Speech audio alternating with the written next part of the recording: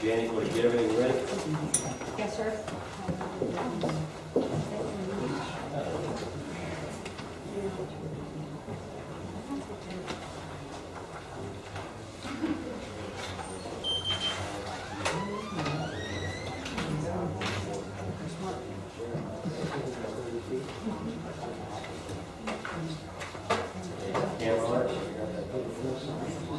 Everybody ready to go, Mark?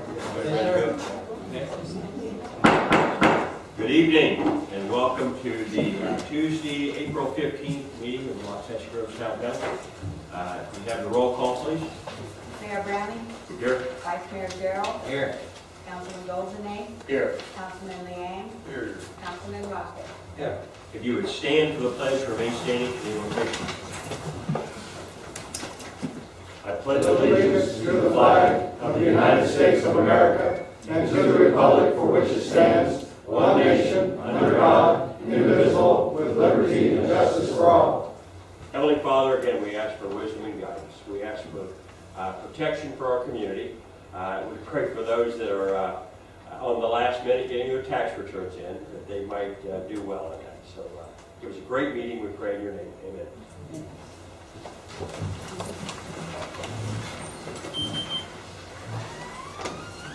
All right. I'll entertain a motion to approve the agenda. Make a motion. The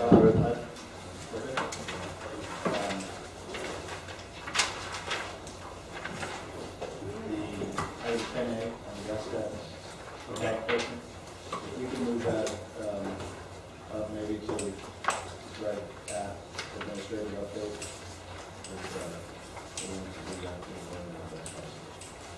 Okay, anybody have any problem with that? So moving the gas tax modification up to, make that to do 9A. Everybody right with that? Which number? So it'll be 10A, moving it up to 9A. 10A to 9A? Is that right? Okay, well,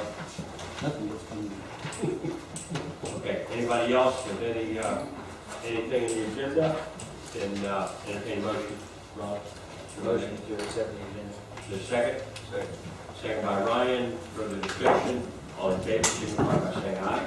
Aye. Any opposed, same sign, passes as amended. Moving to the consent agenda. Mr. Mayor? Yes. If I could, please have item 2B removed from the consent agenda. And we're going to subject. Okay. And where would we put that? You would just do it next. You would vote on the consent, and then you would do it the next item. Okay.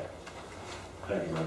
You're welcome. All right, so motion to accept the consent agenda with the exception of item 2B. Okay, comments, motions, or second? Second by Ryan, for the discussion. All in favor, signify by saying aye. Aye. Any opposed, same sign. So moving to item 2B from the consent agenda.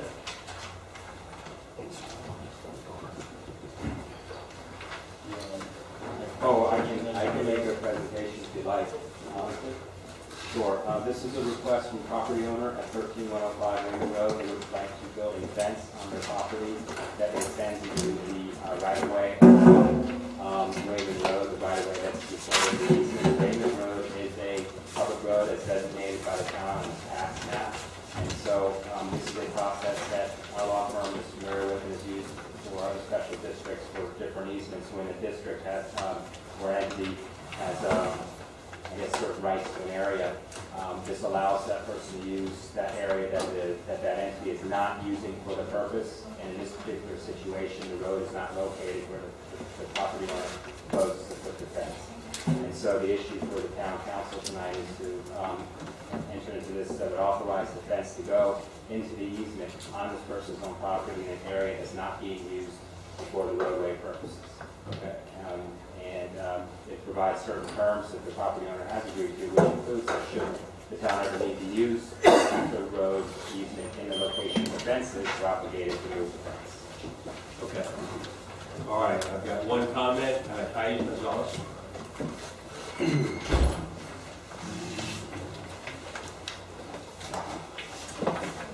Thais Gonzalez, 13090 Raymond Drive.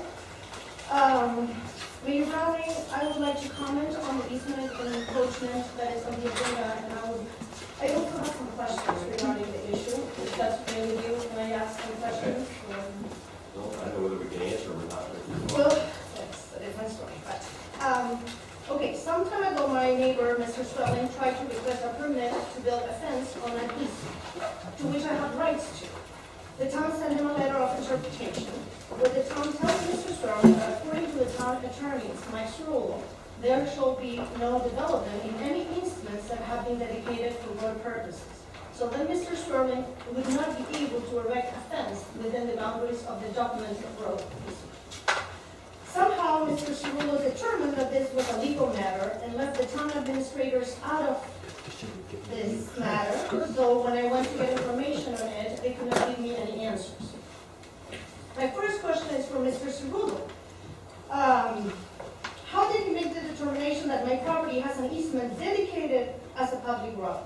I sent him a letter asking this question, but he never replied, so I would really appreciate an answer. How is he determining that my road is a public road? Well, typically I only answer questions to give legal advice to the town council.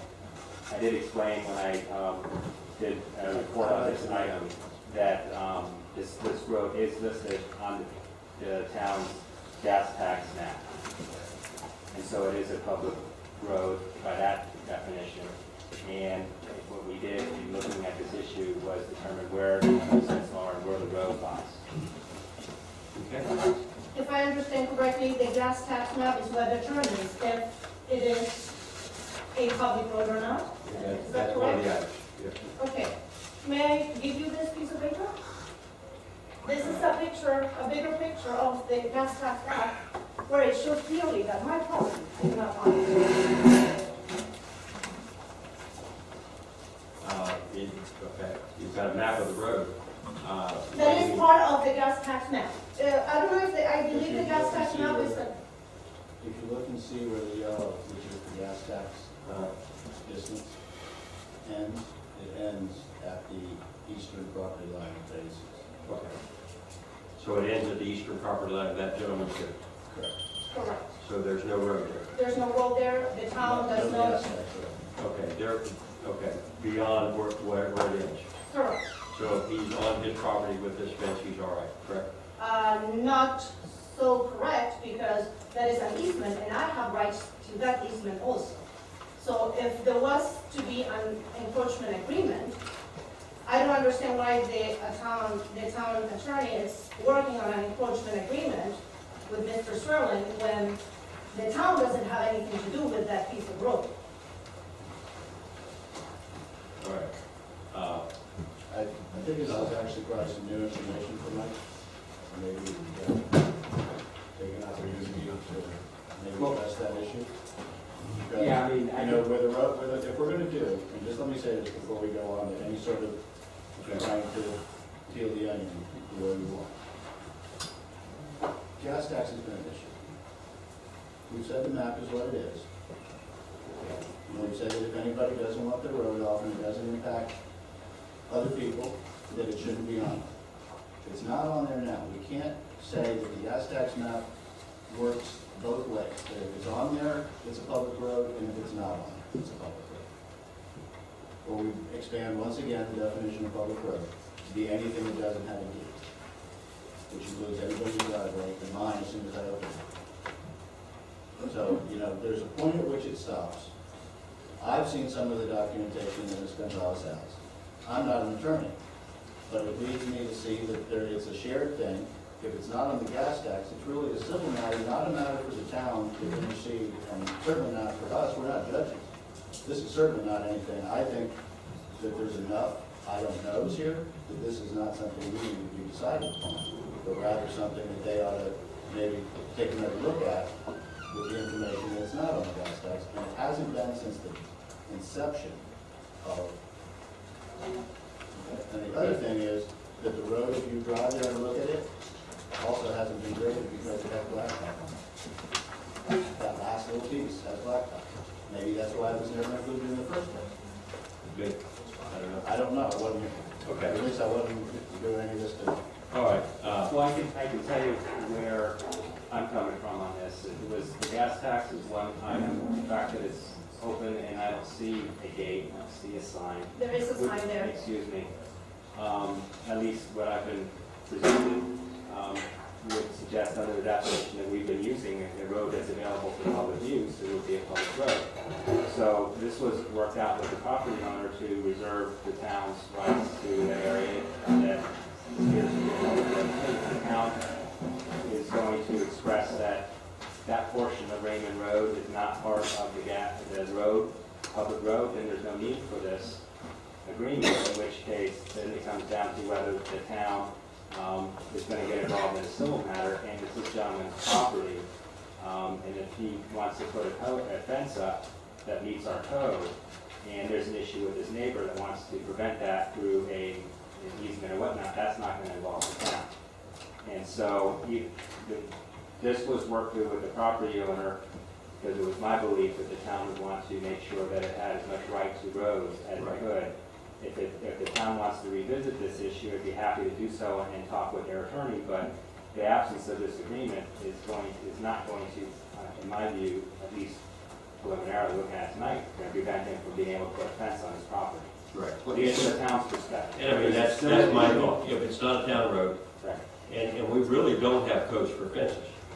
You know, that's one of We those have things. height, fence? No, I think, I don't think we do. Yeah, we do for the front of the property. If it's ag, there's no, if there's ag, there's not. If it isn't ag, then it's a Right. That's one of those things that I, Another one of those issues. that I don't think we need, you know. I was told previously, we don't need permits to put up fences. When a guy's on his property line and wants to put up a fence, he puts up a fence. The issue is because of where the fence is in relation to the roadway easement. Well, and Taisha's telling us there's no road, so, you know, I don't see the problem there. But anyway, so maybe it's something the town doesn't need to be involved in. And if we don't need to be involved with it, they're here, and they can hear from the town council that, from our perspective, that roadway for gas tax purposes and public access ends where the map is. Okay, that's fine. And then they can, we can work out to do that. But, what's I that? think that's fair, that the map is what the map is, and anybody can look on the map and see. Sounds good. May I add something else? I do have a warranty deed that tells me, that gives me the right to use the 30-foot easement on his side as much as he has the right to use the 30 feet on my side.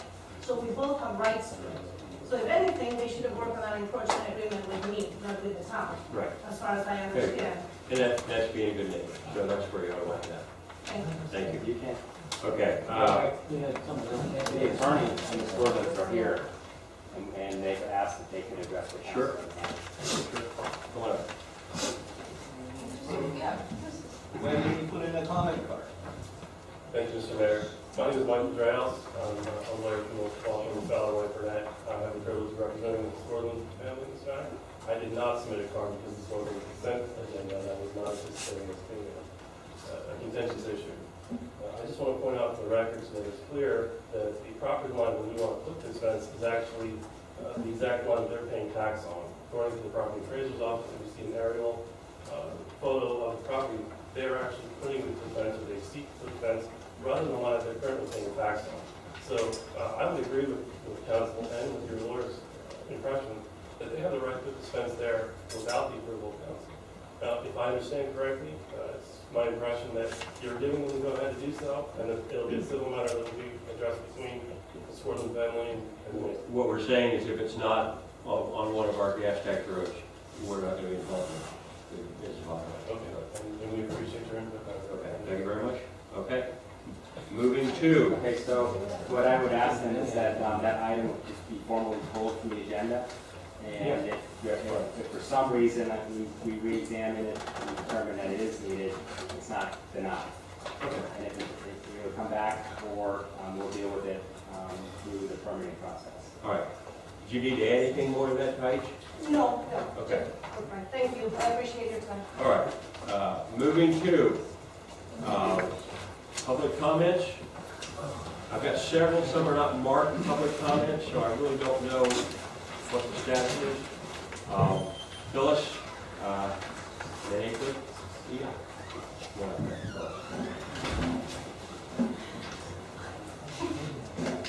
Phyllis Manilia, 359 West D Road.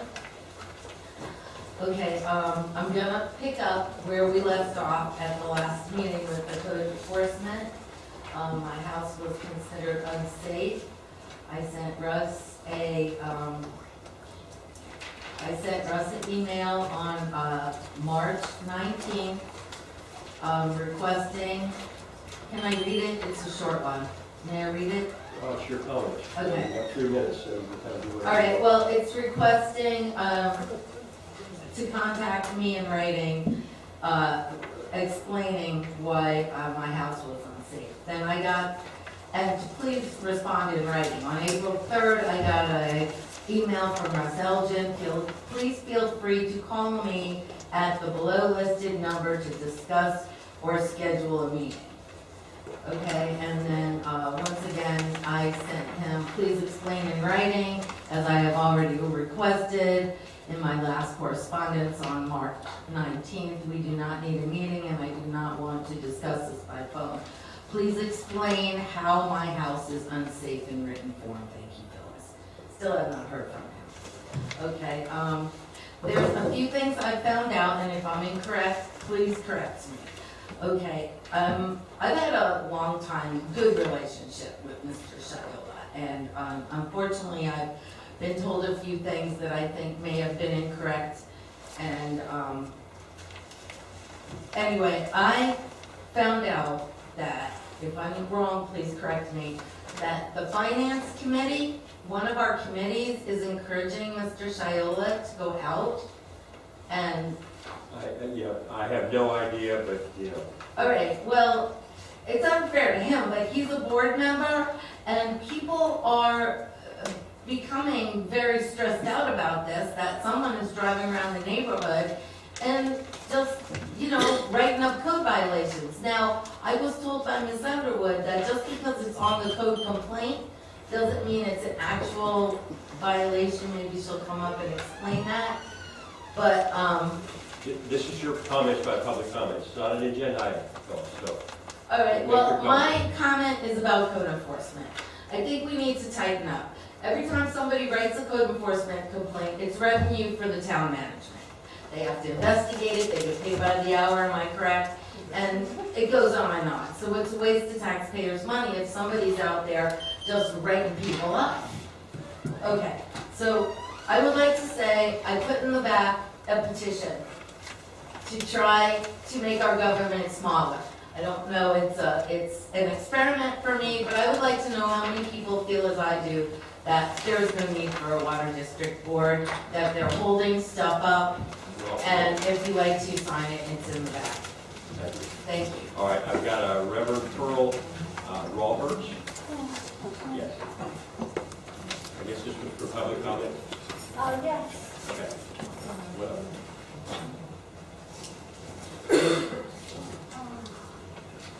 Okay, my name is Reverend Carl Roberts. I live at 14280 43rd Road North. I believe my name was mentioned in the attachment.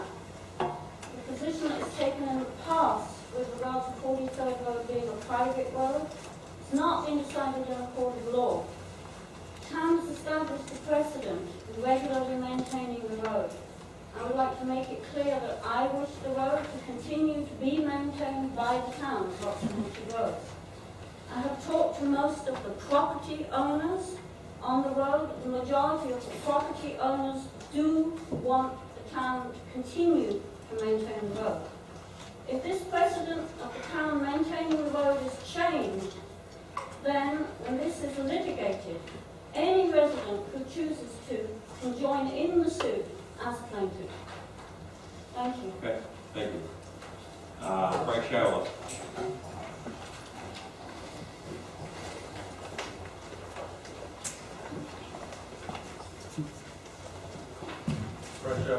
Marcel Boulevard.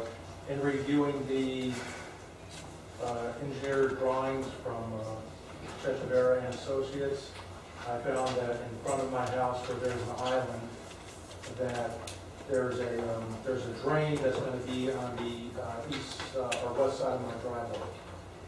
The problem is that the water has no place to get to the drain. So if Marcelo Boulevard is going to be done in that specific spot, and that affects me, so I can't comment on anybody else, the town's going to need to go ahead and build a swale to move the water from that section of my property down to that drain so it can drain. I'm not going to build a swale for the town. I've been draining that section for as long as I can remember, but the water goes nowhere. So if there's going to be a drain there, it needs to go down and then a culvert, a small culvert pipe put underneath my driveway to get the water to the drain. Otherwise, the water will build up there, the road will deteriorate, and we'll be back here a year from now talking about the same road all over again. Thank you. All right, any other public comments? That's all I've got. The others are for items on our agenda. So moving to item 4, Christine Davis, Loxahatchee Grove's PTO.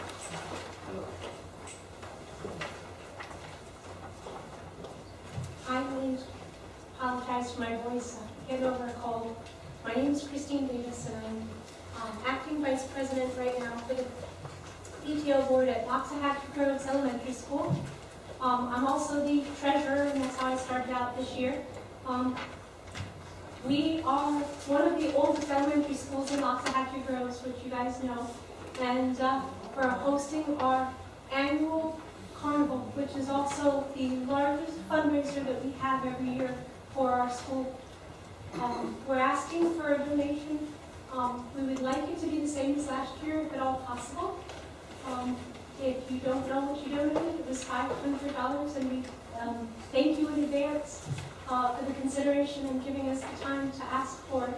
What we do, just so you know, the school is a Title I school, which means that 60% or more is free or reduced lunches, and it gives us the added benefits of hosting more educational things for not only our students, but for the parents of those students. A lot of our students are non-American speaking, and we now have 2 English classes in the evenings for those parents to help teach the children as well, because we know that if the children are learning English at home, they need to be able to communicate with the parents as well.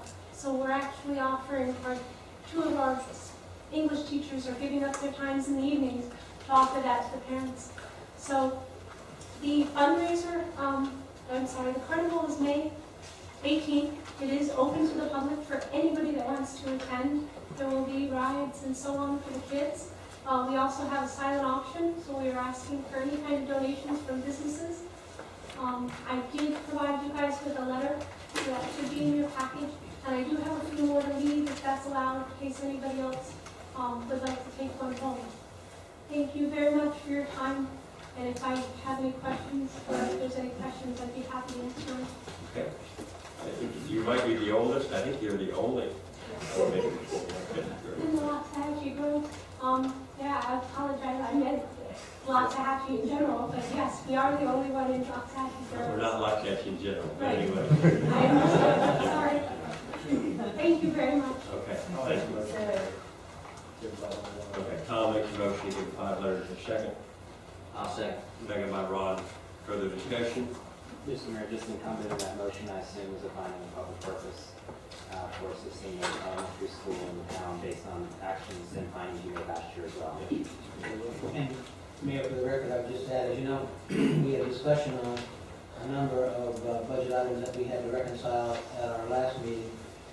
You did agree to take the money for the lobbyists that we pledged to Western Community Council out of that account, which means that we will have to find the money somewhere else, and when we're doing budget amendments, come back to you again with those adjustments. Okay. Just so you know. All right. We have a motion and a second. All in favor, signify by saying aye. Aye. Any opposed, same sign. Motion passes. Thank you very much. Good luck on your festival. Although you're not going to get me in the dunk tank. Okay, moving on to, we have no committee reports, we have no resolution, no ordinance. Coming to 7, ordinances. Mike? Mr. Mayor, members of the town council, this is the second reading and public hearing of an ordinance related to livestock waste hauling. I'm going to read the title. An ordinance of the town council, town of Waxahachie, Florida, relating to commercial hauling of livestock waste within the town, providing for definitions, providing for permits and permit fees, providing for disposal of livestock waste within the town, providing for permitted hours of commercial hauling of livestock waste within the town, providing for required records and auditing of such records by the town, providing for changes to livestock waste regulations, providing for revocation of permits and enforcement, exempting livestock waste self-haulers as defined herein from this ordinance, providing for conflict, severability, codification, and an effective date. It's the same ordinance we adopted on first reading. It's here for your consideration again as a public hearing. Okay, public hearing. Mr. Mayor, I'd like to make a motion that we adopt ordinance number 2014-03 on second and final reading. Second by Ryan, motion by Tom, discussion by council members. Jim? I wanted to know if you could add page 5 of the ordinance. First of all, at the top of the page, in that paragraph, should we have number 4? Yes. I don't think we have number 3, so I'm not sure if that should just be 3. Yeah, I got ahead of myself. Right? I got ahead of myself. Oh. So yes, that should be a 3. All right, and the other thing was, after the modified agricultural purposes, can we include following BMPs for use of livestock waste in there? It can be added if that's the prerogative of the council. If you want to not But it like might be appropriate to add that.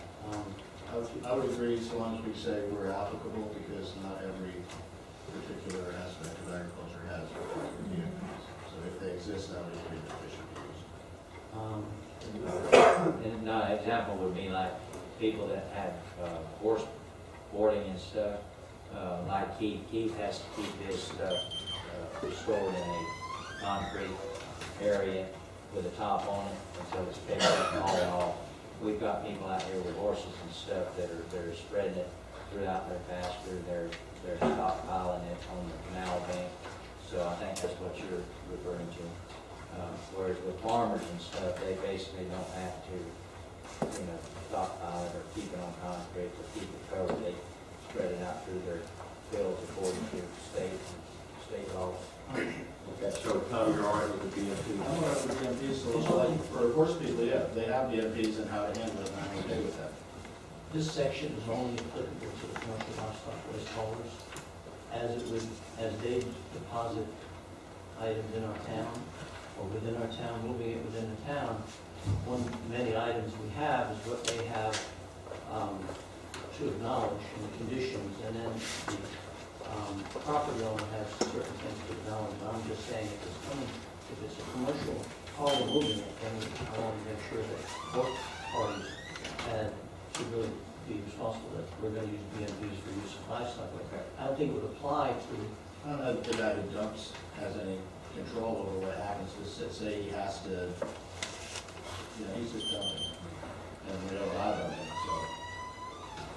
Well, I'm just talking about the section. All right, so Tom has agreed, we put the BMP in for applicable. You're all right with that? Okay, you're all right with that, Ryan? Second? Okay, so we have a motion modified in second. Further discussion by council? And you have the line item number 3. Oh, the number. Correct. Yeah, this is a public hearing, so anybody who wants to address this, I've got 2 cards, I believe. Frank Shiola and John Ryan.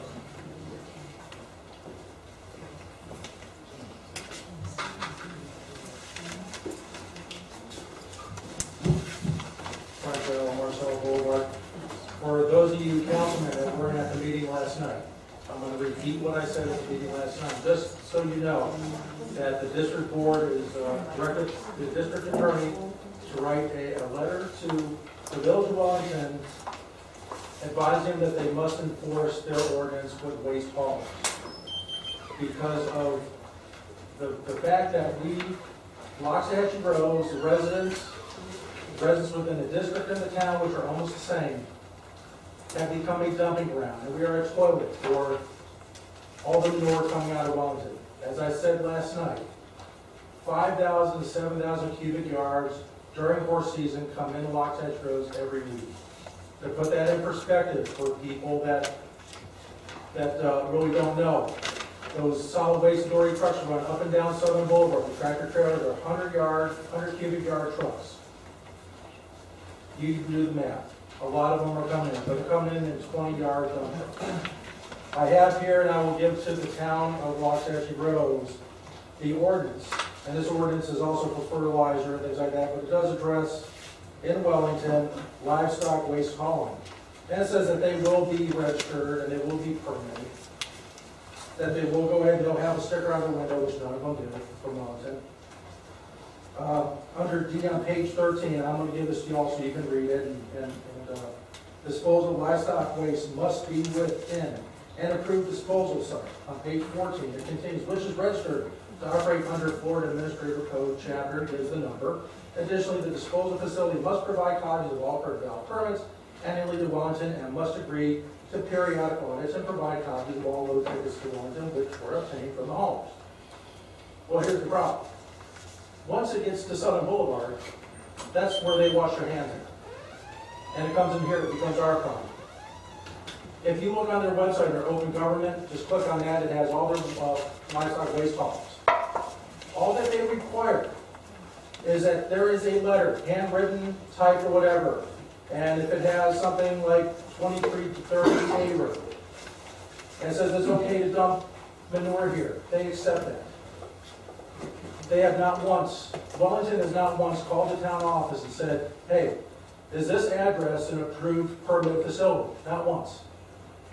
Okay, but that's what this ordinance is. Keep all outside hauling from coming into. I understand that, but the problem is that if Wellington isn't enforcing on their end, it's gonna be really hard for us to enforce it on our end. And Well, Wellington does have, this is very specific to where the sheriff's office contract in Wellington can go ahead and enforce it. So what I'm saying to the council tonight is that, along with this, is go ahead and follow what the district did last night, and go ahead and send a letter over, tell them, enforce your ordinance. Help us out, because we're having water quality issues. okay, I think that's a good idea. And you know what, we don't want to be being on the hook to put, city water down through here because our wells are contaminated with this stuff. Because I can tell you, me personally, I'm gonna be going over to them, and I'm gonna tell them you're gonna be paying the bill. Because we can prove that it came over there. So I'm gonna go and receive file this, and I know that Jim talked a little bit about this last night at the board meeting. Wellington doesn't like to hear this. They come in and tell us about all the things they're gonna do to help us out, but yet they tell us, well, we wanna put a transfer station, we're gonna solve all the problem. But they want a transfer station in Lox Edge Groves. They don't want it over there. So Wellington is half of our problem, and the haulers are the other half. We get Wellington to help us out, and seriously help us out, not just tell us they're gonna help us out, and then go away and go, who were we talking to 10 minutes ago? I think we'll be doing pretty good. We're near the end of season this year. I don't want to be going through this thing again next year. No, we're gonna head it off, and we will notify them. Thank you, Frank. John Ryan?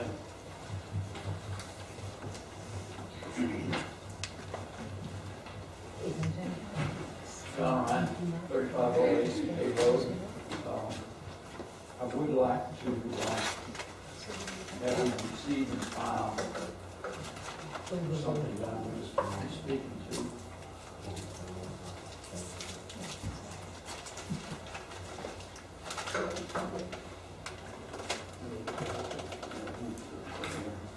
Motion to receive and file. Second. Okay, motion is second. All in favor, signify by saying aye. Aye. Any opposed, same sign. Okay,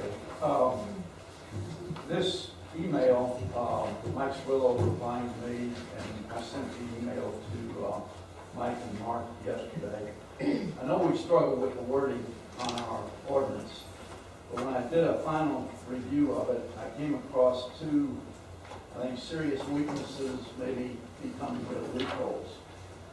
One is the definition of approved disposal site. I know we tried to use similar wording to what was in the Wellington ordinance, but this is a way for them, for a hauler to get around having to deliver material to a permitted site. We've got an and/or that basically says as long as the parcel of property that he's delivering the waste to is conducting bona fide agricultural activities in accordance with the Florida Statute 193-461, which is the property appraiser designation, it becomes an approved disposal site. That's just way too vague.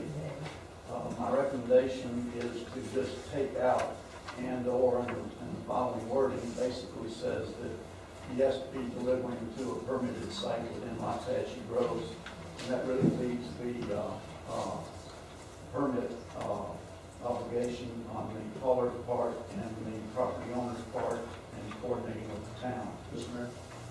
We just have a question. Are we just trying to make this more difficult on people?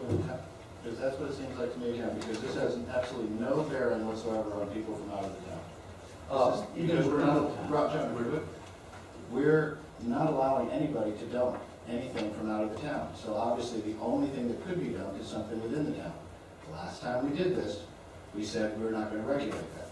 I know there's a move to really get on the horse people and regulate them out of existence, and we won't destroy the goose that laid the golden egg. We can do that.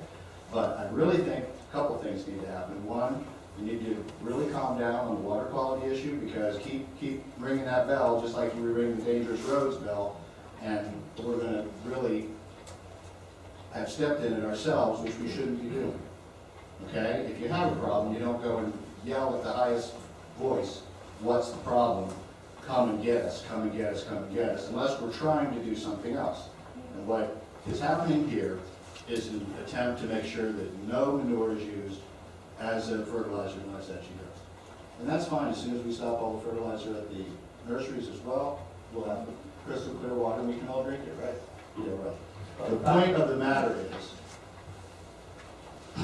That's a meaningless exaggeration. it's not a meaningless exaggeration, it's absolutely true, John. All right, The all point I'm right. making is, and the point I'm making is quite specific. You are trying to regulate dumping within this town, yes or no? And you're trying to regulate it by people who have generated it within the town. That's what you're trying to do. I'm trying to say that the town has the authority and responsibility to get a permit wherever the waste is dumped. That is not a big deal. We don't need to have a permit, just like we don't need to start enforcing whether or not somebody's got a permit in Belgrade. These guys have plenty enough to do.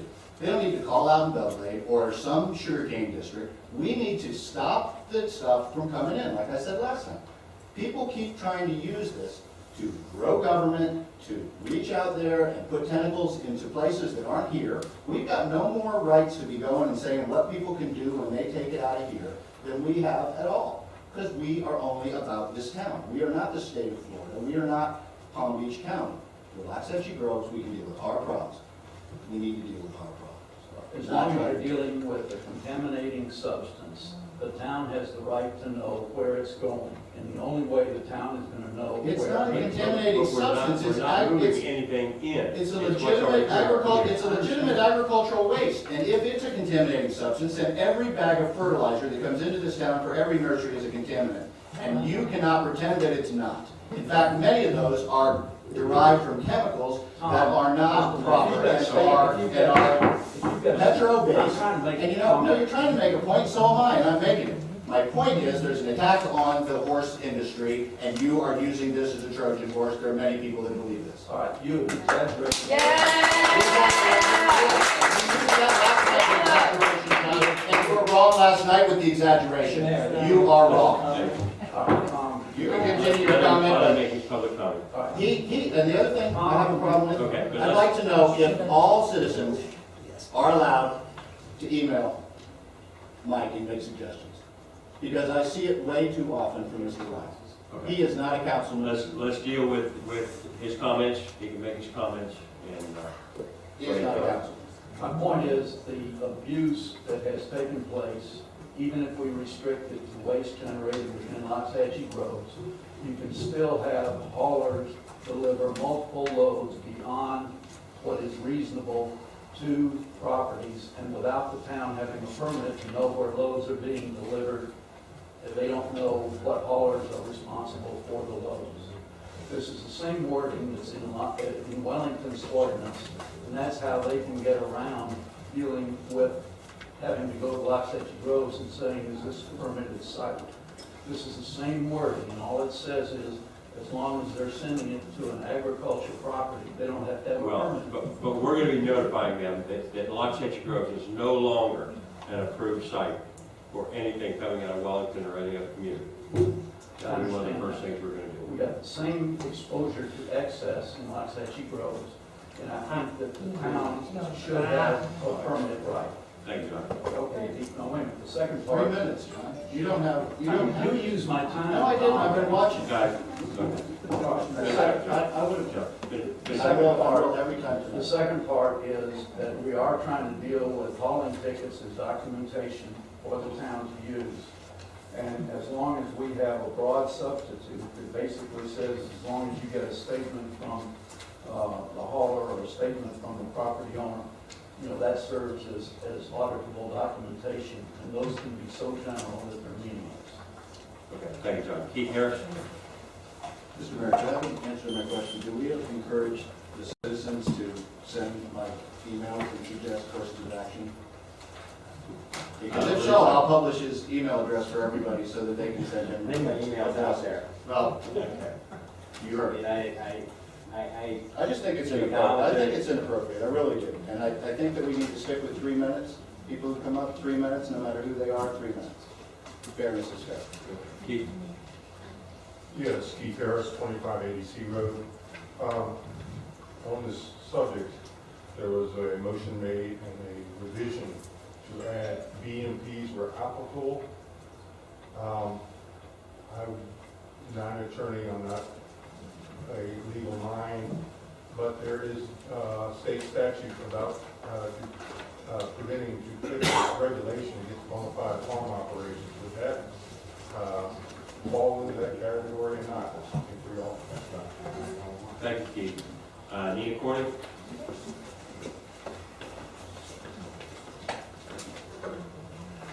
I think the issue that Keith brings up here is important. I mean, the Freedom of Farm Act is a defense against many of the things that we think we can do. Yes. Nina Corning, 2834 E Road. Again, this was the idea to stop people from bringing manure household. It was not about affecting the equestrian community in Loch Sergy Groves or the farmers in Loch Sergy Groves who use the manure to grow their vegetables, etc.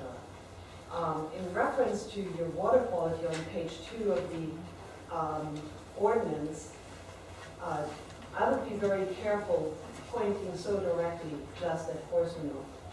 There are several other contaminants that we have in this town, and that one of them being bag fertilizers, others being dirt being brought in. And I don't want to see the horse industry pointed at later on when something happens with the water quality, just because we have this ordinance. So be very careful with that. The BMPs, somebody said something about spreading manure. There is nothing wrong with spreading manure at a certain amount. And just because Wellington has horses on very, very small areas, and the problems they have to deal with are very different than what we have here in Loch Sergy Groves with our 5 and 10 and 20, 40 acre lots. I do would like to go and bring up that Lowry Albrecht has actually had a conversation with her, or my husband has, and that she's mentioned that bag fertilizer is far worse than horse manure. Art Kirsten, he reviews manure ordinances in various towns and has also not had the opinion that we are producing manure that is above what should be. It's about what's being brought in, so let's have that clear. There are also video tubes for you guys to watch from Rutgers University, from Iowa State, from the University of Nebraska in Lincoln. These are about farm-based composting and manure. And it needs to be understood that manure has a good place in this world if it's used properly. And I think this ordinance is in agreement with you, Nina. And I think this ordinance is in agreement with you.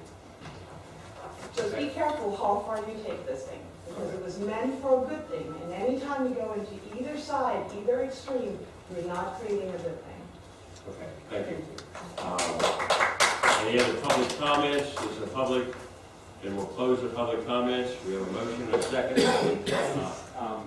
I'm going to just respond to the last thing about the best management practices. There was a question about it. The way I interpret this change is that if there are best management practices for that particular type of use, then they have to comply with it. But if there are no BMPs, then there's nothing extra for us to look at. We're not going to say you can't do it unless there's BMPs. That's the way I viewed that change. It was only if there are BMPs, that's another thing for us to look at and make sure it's there, right? So that's how I interpret it. I want to make sure on the record that that's what was intended with that change. Good deal. Do we need a roll call vote on this? Yes. Okay. And just to clarify, the motion was to amend as proposed, to adopt as proposed, except for the two requested amendments by Councilman Rocket, which are in the same section of 4A, paragraph 3. Right. Okay. Councilman Rocket, Yes. Councilman Liang, Yes. Mayor Browning, Yes. Vice Mayor Gerald, Yes. Councilman Goldsnake. Yes. Okay, moving to 8, administrative update. Thank you, Your Honor. I have 5 items, they're all very important. I'll try to go through them real quickly. The first item, you may remember Thomas Ruiz, who was an engineer. He was with Stantec, came out with the FDOT people, and they came and provided a presentation to you in February. He is now with Snubs Consulting, but he has still been retained to work with FDOT on the project. And he called to inform me that, as you know, we recently did a comp plan amendment and a rezoning to Nancy Drysdale's property. As a result of that action, they have decided to reconvene their site team because I guess that site has now fallen down the list because of our actions. So they are going to have a siting team meeting on Thursday, the 17th, which is this week, from 1:30 to 3:30 in Fort Lauderdale. They've actually asked me to town to be there. I don't know if they'll make it, but I can, I would, but otherwise I'll probably participate via conference. The one thing that Thomas has asked me is the town still open to joint use, because with Nancy Drysdale's property moving down the list now, there are 2 joint use properties that have gone up. You may remember at that time we were talking to them about the possibility that we might entertain a joint use site if that's what they decided to go with. So they may be asking me if I participate in that conference call, and I just wanted to try to get some feedback from council. If you want me to indicate that we're still interested, doesn't mean it's going to happen, but I think they're looking for, a read from the town on that matter. So they're talking about us using it for drainage as well as their use. At the time, basically, they would take care of it, they would take care of all aspects of the pond. The remainder of the property that wouldn't have any impact on the pond, we could use for any use that we deem so fit. Okay. I don't have a problem with that. I do want to say in the meantime, the property that we rented offered us before he sold off to 3 different people, so that 15-acre piece, which was one of these sites, mentioned that. Also, but it's also changed, so who knows how that affects the neighbors. Right, all right. Anybody else input, you're all right on the joint use? Yeah, we have an upside, not no downside as far as you can see. Yeah, for, Right, I mean, they maintain the property, I don't think there's, but you may remember the time I first reported this to you in the pond site, I had asked them for more definitive information in terms of what the joint use agreement would entail so that we could find out, and they never were able to provide that to me, so I tell you that with some caution, because until I see what, all the conditions are, I can't say for sure if it's, no downside. Seems like it'll be upside, but we don't know for sure. so they would allow locals to go fishing or whatever, correct? That I don't know, I imagine they would, but, They had said that initially when we were having the meetings from the start, and that they would maintain it, but they maintain it like DOT standards, not like that, Okay. And Councilman Bolsonaro and Vice Mayor Gerald have both attended some of those meetings, and I can tell you, there's a lot of people around the table, they have this elaborate matrix of all these. Yeah. So, I mean, it's, you get a lot of information and all that.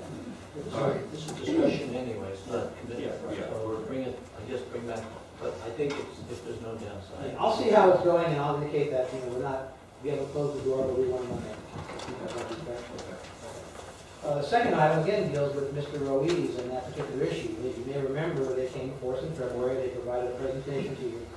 And then you had some folks that got up and seemed to think there was a different position conveyed to the Waxahachie Grove Landowners Association by IPCOT. So I contacted Mr. Ruiz and told him the concern that I was trying to find out definitively what the story was.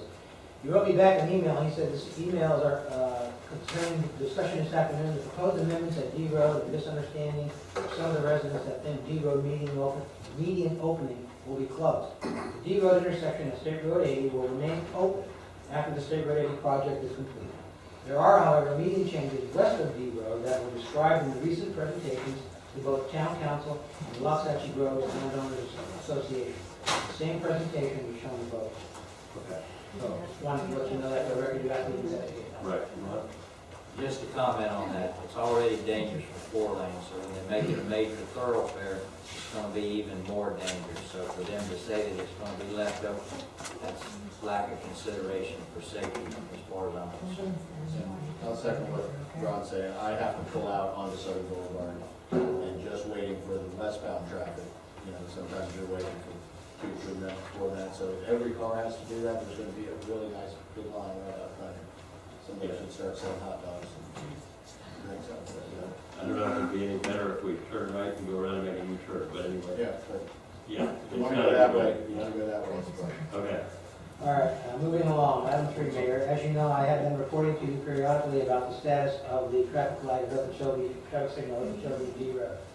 And I've had our consultants, Simmons and White, working on trying to get a specific answer from the county relative to the question, is there a warrant for the signal? Rob Renenbaum has gotten back to me, and yes, we do have information now. He had contacted George Webb. George Webb had sent this back in January 20, 2012 to Johnny Easton, who is Commissioner Santa Maria's office assistant. And basically, he says in his email, staff has determined that a signal can be installed at D Road. We will be able to issue a permit for the new signal if approval plans are provided to our office. Further, Rob had indicated he talked to George in addition to that email he sent. And George Webb indicated to him that he remembered it very well, saying that he personally made the determination based upon the numbers being close and the fact that the town wanted it. And then he indicated to Rob he would send the emails that I just read to you. Now, Rob, on our behalf, also asked about funding. And George Webb was, unequivocal that it's a firm no. He repeated in his email. And talking to Rob, this is the information I wanted to convey to you. We're ready and we can go forward with the signal. But I think council needs to proceed being under no illusion that we have a very good chance to get that money, because I think that's going to be fought by staff, and it's going to be a tough go to try to get it. So having reported all that to you, I'm just letting you know that the staff stands ready to start to move forward unless you give me any alternate direction there. Where we're going, right? All right. Anybody else? Ron? I didn't want to pay for it. We're gonna, I just said, just pay for this. I just got one comment, okay, now, the price quotes we got, that's to do the lanes and fill the canal in, or whatever it takes. In other words, they didn't just give us the price on sticking the red light up. I mean, Now, if you remember, the study that I provided to you indicated that, number one, it had two alternatives. It had the general site conditions that needed to be addressed, and then it had one set of costs for a mast arm, and another set of costs for a wired signal. You may remember, I let you know about a month ago, in a meeting that I had, along with Rob Renenbaum and Dan Weisberg, he indicated that a wire signal would be workable. So we don't have to worry about the additional costs that a mast arm would create. okay, so that wire signal was gonna cost us from start to finish, how much was it? I think it was $299. I have to confirm that. It was $299. And we're Did still that not include over. the side work as well, or is that? That includes, yeah, that includes everything.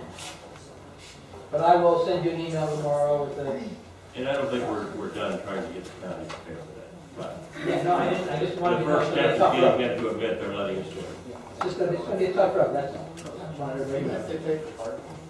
We've had tough roads. Well, the first thing that's been holding us up with the county is, first of all, until right now, we never had a quote to them, they never wanted to give us a quote. If we've got a foundation that says we can do that like for $299,000, then I suggest the sooner we go to the county, approach the Board of County Commissioners and see if we can go work a 50-50, if they'll pay for it all, because they justify they should pay for it all, it's their road.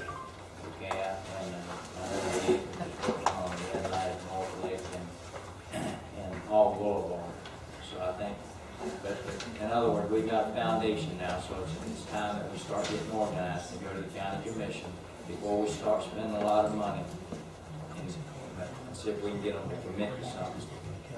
Well, okay, now I'm confused. Are you telling me you want me to go forward, or do you want to go to the county commission first? Because I think, I'm just concerned if you start going to the county commission and trying to talk about recovery costs, this is going to, the plug is going to get pulled on this project. No, we They've already given us a go-ahead. move forward with it. Yeah, we're gonna give it a go-ahead. Okay, what I will do is, and I will get with Simmons and White, and I'll probably try to have a notice to proceed rate, since we are talking a larger amount of money than most notices. I don't think we have any procurement issues, but I'll check with the attorney, because this one is, the cost of the signal as well, plus their additional fees to assist us. We'll have to take a look. Yeah. It's interesting that we heard about this light that was put under the hall in Northwood, and the price quote was $100,000. Kind of interesting, that's kicking around. They do up there on that road, which is wider. There's no canal there. That's all. If the $299 includes canal work and filling up the lanes. Yeah, I mean, the light was $100,000. I provided you all a copy of the study. If you don't have it, let me know, I'll get you another copy. Well, leave the light up and worry about the other work later. Anyway, we go ahead and proceed.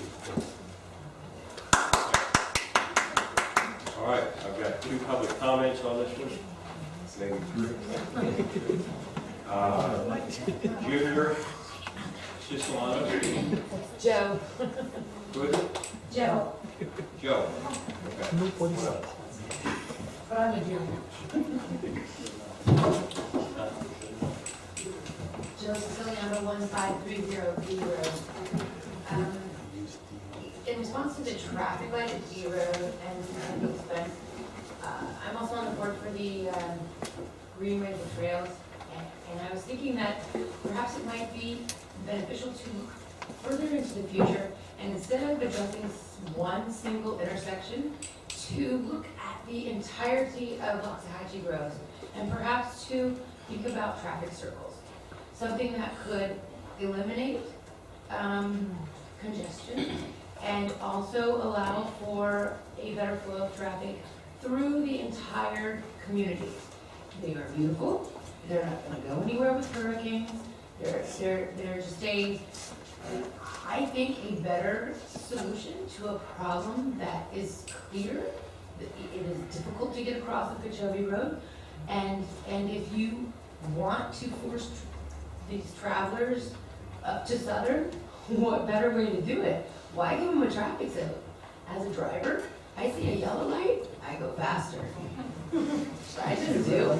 And if I see a traffic circle and I have rumble strips, I'm gonna slow down. And this makes it better for pedestrians, better for through traffic, better for, in the eventuality that we ever do get the horse trails going, for the equestrian traffic as well. And they're beautiful. And it would make a statement about Waxahachie Groves. We have considered this many times. And please reconsider, because it Well, doesn't sound. it takes a lot of private property. But $299,000 for a traffic signal that's gonna blow down versus if you're gonna have to expand the road in the eventuality, if they. All right, thank you very much. You're welcome, thank you. Nina, Either way, it's the county's road.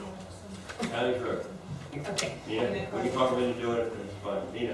Just to follow up on Joe, we did have a little drawing from her, and we are looking into that a little further, just for at our next meeting. But what I was getting up here to talk was that if we do get the light, please remember to also install a button for the horses on top, that is part of your budgeting for that. You wouldn't want to have the light without it and have people have to get off. To see that the pedestrians, the golf carts, the bikes, and the horses are incorporated into that. Mark, I think, is working on a little bit of the space that we have questioned for us for the next meeting. Is that correct, Mark? So if we happen to find a solution, we'll be happy to share it with you. Thank you. Phyllis?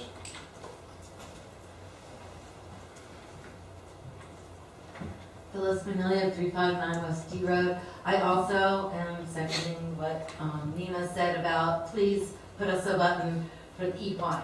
So while we're doing the light, we're getting the light, let's not forget the horse people. And I haven't gotten our signs yet. Thank you. Okay. Okay. Moving to the next item, I wanted to give you a report, Your Honor, and the council on, as you know, you had asked the staff to take the Port St. Lucie and the Okeechobee County ordinances to the P&Z board for their review as it related to the residential estate, the issue with the traffic that kind of was generated from the Bill Klein issue. I can tell you that the P&Z board really did not want to comment. They felt they had provided comment. In fact, the motion was made by Board Member Joyce. She made a motion to resubmit the original draft report to Town Council in hopes that it will not be sent back to the Planning Board. Board Member Harris seconded the motion and asked for discussion. And there was some discussion, but what I want to do is go back and quickly tell you about the two motions that the P&Z board made to you previously, because I think that was their concern, that they advised you twice. And the first motion was made, the first action was made on March 14, 2012. It was a motion made by Board Member Joyce to deny the ordinance based upon the following unanswered questions By allowing customers to go into accessory buildings, are we changing the occupancy of the accessory building from residential to commercial? And if so, what building code requirements would need to be addressed? ADAs, signage, etc. Also, there is no language that refers back to the comp plan, and that this amendment is consistent with. There are no hours of operation or limitations addressed in the ordinance. There is no way to enforce the number of clients at one time. We are creating more work for ourselves. There are unintended consequences where we are creating commercial uses to occur throughout the residential community. The motion was seconded by Vice Chair Crawford, and it carried by a 5-0 vote. This item came back to them a second time. This was now September 12, 2013. The motion was made by alternate member Close to recommend that to the town council that they not approve the change in section 80.020H to the code. The motion was seconded by board member Corning. The motion passed 5-0. In summary, the board felt that they have advised you twice now on the issue, and they're indicating that basically, if you want to take some alternate action than what they're advising you, then that's your prerogative, and go do so. Okay. Ron? That statement you just read addressed accessory buildings. That's not what we came back to you the final time. The other counties had nothing to do with accessory buildings. I agree with you what you said about that. In other words, it opens up a can of worms throughout Waxahachie. What those other counties had, it was in the home, okay? You couldn't put an auto shop. Who wants to put an auto shop in their garage or in their living room or whatever? Those counties were very simple, and those counties had no problems with that specific situation. But it had nothing to do with accessory buildings, and I knew you were strong on that, so that's why I had them bring that back to you. So I know Dennis Lipp made a comment at a council meeting that when we read those ordinances from the other counties, he liked the idea, and he said he said, if you bring that to the P&Z board, I don't think we'll have a problem with that. So that's why it was brought back to you. It's not questioning your judgment and stuff. What you said about accessory buildings and commercial and stuff like that, I agree with you 100%. So let's just clarify that the last thing we sent back to you was what other counties are working for them and they're not having any problems, but it commits to the home itself. Is it appropriate for me? You just put a card in there. Okay. Yeah, you come up and put a card in. For the record, Grace Joyce, 147th Avenue. And Councilmember Gerald, we did review it. I know I personally reviewed it at home as well as several of the other board members. And I think the discussion was not that it had to do with allowing goods and services to be exchanged out of the home, in addition to allowing employees. And that was a conversation that we had extensively at that previous board meeting. We talked about all of the things that you brought back in those two ordinances. Even though they weren't up for discussion as part of the original proposal, but we were trying to get there. We were really trying to get there. And it kept coming back to the board, the advisory board, that it really wasn't an appropriate use to have an exchange of goods and services, whether it's out of an accessory structure, which was the proposed language, or whether it was out of an office in your home. So I think that because those two items were on that list in those two cities that you brought back to us, we were right back to where we were. I think, speaking for myself and we have another board member, I don't think the board had an issue with a home occupation as it related to office-type uses. My recollection as we talked about that in that previous meeting was that that was something that should be allowed within the home, not necessarily in an accessory structure. It just came back to hours of operation, should you allow employees, and should people be allowed to come to your home to purchase items that you would normally purchase in a retail or commercial environment. And the board felt very strongly that those type of things were not appropriate. So we did discuss it. It was just painful discussion. But And Grace, listen, I support the board and I appreciate your discussion. It seemed like it took us an awful long time to get around to it, and I'm not saying that was y'all's fault, but no, I respect your decision. That's what I got you for. So thank you. Thank you. All right, anything else? Yes, one final item. As you know, with the, in our discussions with the livestock waste tonight, this council has taken two actions that I think have gone a long way to help us address and control the amount of waste that was coming in. And that was to limit the hours of operation from 9 to 4 and to make sure that it's only waste within the borders of the town. However, I can tell you that the staff has been working on this over the last month. We still have some pretty good intelligence that livestock waste is coming in from other areas out of town. They're coming in at different hours, and I don't want to say too much of what we know. However, this Friday, we're still in the process. I think we have it finally set up, but we'll be meeting with member staff, Brady, myself, Frank. Our code folks are going to be meeting with Lieutenant Combs and with a couple of the officers from the environmental unit. At this point, I'm trying to find out if council is willing to give me the authority to spend some additional funds if we need additional police presence in an attempt to catch these violators when they're going well beyond the hours of our staff and our staff's ability to try to enforce that ordinance. I don't want to go ahead and start making, and I'm going to try to see if Mike's available as well, so you can participate by cell phone, but that's where I'm trying to go with this, and I'm trying to find out just, from your standpoint, from your direction, do you want to make that financial commitment if we need to try to address this situation and really eradicate it totally, if we can? All right, Jim?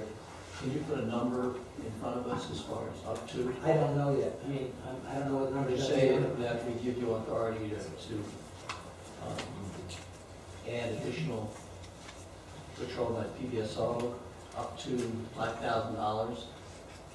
We can start with that, and I'll find out from the gentlemen on Friday what they need to assist us. I mean, I think obviously the council is very intense on stopping Wednesday. Why don't we make it 10? Make it 10. If we can start, I like the idea of saying 10 should get us a long way to what we need to accomplish and hopefully come in under that. And not just we can start with that, but I know you don't know, but if we. But that'll give him some working room too. All right, everybody in agreement on that? Do you have a motion for that? I ain't in agreement. Okay, someone want to make a motion? I got a comment. First of all, if we pass this, we pass this ordinance tonight, okay? That's, to me, I understood that's what PBSO needed. They needed an ordinance or law from this town. They got it now. Okay, now to have the lawyer available at $100-something an hour by phone or whatever, to have grading available, I believe, I would hope that PBSO can, by arresting them, by doing whatever it takes. If they can't handle it, I would like for Lieutenant Combs to let me know that. But to add all these other people to the list, it's like these committees we're having. You've got 3 or 4 people there that you personally don't need, or I feel you don't need. You need a town clerk to keep minutes and stuff until certain situations. So when you talk lawyers and Bradenton and other people, Frank, I can understand Frank being there because he knows the area. He knows things are happening at night. He's our public utility guy. But all I see is the need of PBSO and Frank Shiola now, personally. And I don't think we need a town manager to be there unless you're doing it for free. I don't think we need a lawyer there. So that's where I'm coming from. So you're talking $10,000 to play with?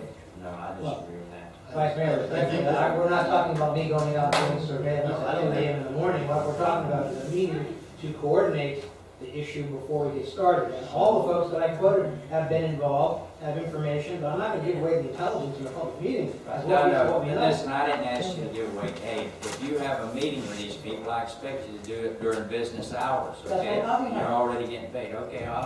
They're getting paid anyway. The only person who would be getting extra is Mike. Is For this that meeting. For that For meeting. that meeting. And then I thought the 10,000 that we were going to talk about was for hiring additional police officers, not to pay Braden, Frank, or anyone else. But we are paying Frank for what he's doing. Right, okay. So I would make a motion, just to make it easy, to authorize Mark to spend up to $10,000 with CBSO for additional deputies and whatever enforcement's necessary to Okay. enforce. We have a second on it? I'll second it. Second by Jim. Okay, further discussion by council. Personally, I think it's very important. We've got an ordinance. We have to crack down because they're flaunting this in our face. They're coming in all hours. They need to be caught. They need to be caught. Okay, I got Phyllis. Well, and then I've got Lynn Sure. Okay, I'm at the horse shows at night, a lot of time, and there was a lot of poop in Wellington. I saw get loaded in the middle of the night. Yes. Okay, that's true. Horse shows are over. They're done. All those people are gone. Now is not the time to double up on people out there. It's done. They're gone. They're gone. There's no horse shows. I promise you, they are not shoveling manure at night anymore. The only reason they did it was because there were so many horses and people on the grounds, they could not do it in the day. So I can tell you that's over. Well, and what we're doing is this is up to. It doesn't mean they're gonna have to spend it. So if there's no need to it, we're gonna have a meeting, we're gonna determine what's spent. But Well, anyway. I'm just trying to let you know, I'm very in tune with No, what's I- going I on in agree. the Wellington horse shows. Okay. Lynn Sure. Thank you, Mayor. I would like to congratulate the council on taking a very important step towards cleaning us up. I think it's very good. One of the ways that you may want to do it is to have a hotline thing from the service department that once you see it, you can call them up right away. And at least you could know the tag, the number, and then the time, the location. I think they keep a good track record of all those intentional violators. I think a few more phone calls from everybody living in the town should be okay. Thank you. Thank you, Lynn Sure. All right, we have a motion and a second. All in favor, signify by saying aye. Aye. Any opposed, same sign. Motion passes 5-0. That concludes my report. Go ahead. Let's take a quick break.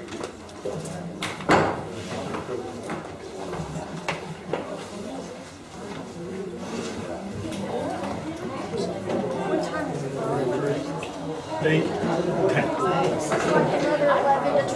Thank you. Oh, yeah, I see it. I see it. No, because it's people. You have to find them. They It's selfish.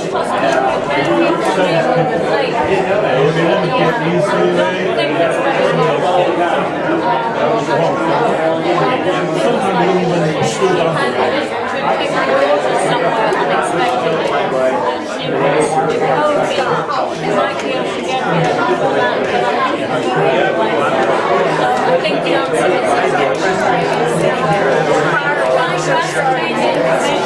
is